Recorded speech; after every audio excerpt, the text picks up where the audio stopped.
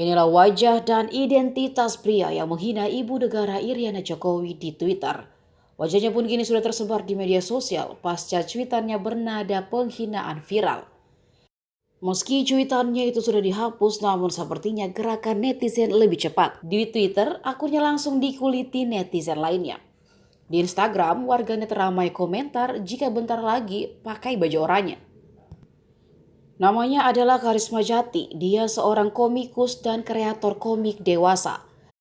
Karyanya yang telah terbit adalah seri Anak Kos Dodol di Komikin yang terbit tahun 2009 hingga 2013.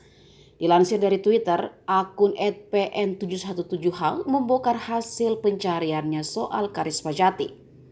Ia juga mengungkap jika Karisma berasal dari Yogyakarta dan punya akun jualan online. Masih dari akun tersebut, Karisma dikatakan suka membuat komik dewasa yang isinya merendahkan perempuan berhijab. Karisma Jati langsung viral usai cuitan penghina di Twitter melalui akun @koprofiljati pada Kamis 17 November 2022. Pada tweetnya itu, akun tersebut memposting foto Iriana Jokowi sedang berfoto bersama ibu negara Korea Selatan Kim Kun Hee.